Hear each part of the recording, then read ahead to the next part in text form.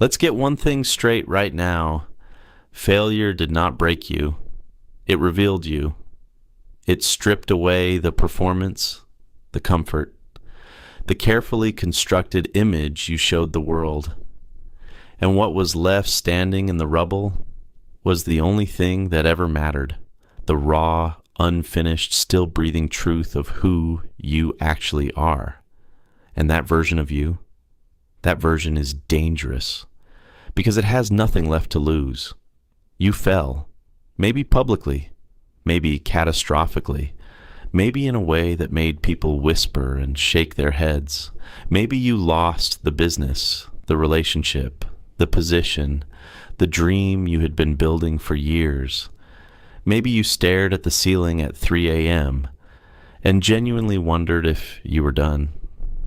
You were not done. You were being forged, and forging is not a gentle process. It requires heat, pressure, and repeated impact. That is what failure is. It is the forge, and you are the steel.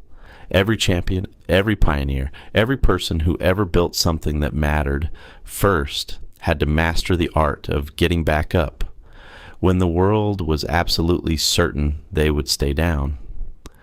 The most dangerous lie failure tells you is that it defines you. It does not. It informs you. It hands you intelligence that comfort never could. It shows you exactly where your plan was weak, where your thinking was lazy, where your resolve needed to be thicker. Failure is the most expensive education on the planet, and you have already paid for it.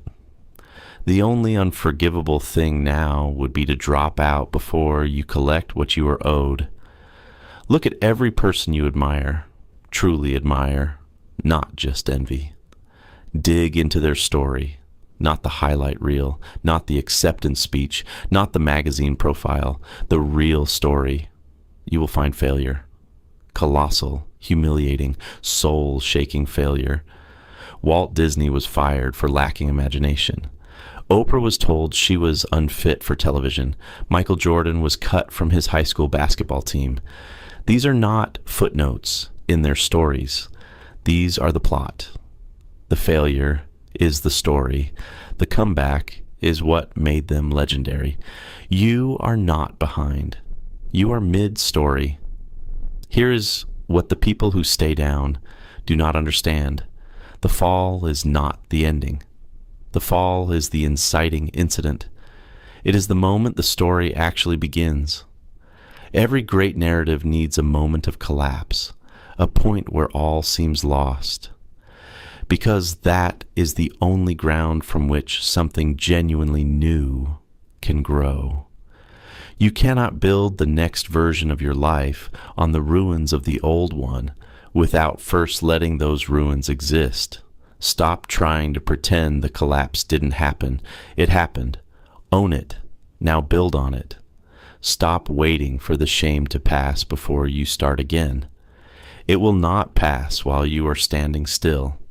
Momentum is the antidote to shame. Action is the antidote to defeat.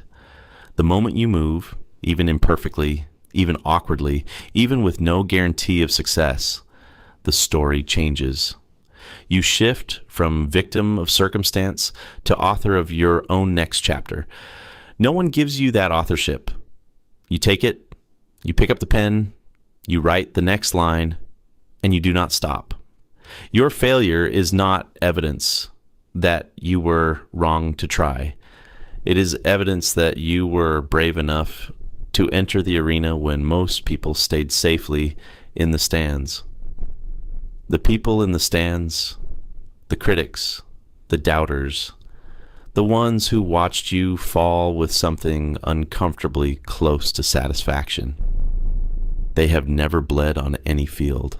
They have never wagered anything real on a dream that might not pay off. Their opinion of your failure carries exactly 0 weight. The only voice that matters now is the one inside you that refuses, despite everything, to accept that this is the end. Listen to that voice. Feed it. Protect it like it is the most valuable thing you own, because it is. You have been knocked down. You have felt the cold ground.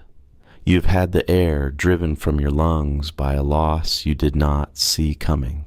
And now you have a choice that will define the rest of your life. Not whether you failed. That already happened.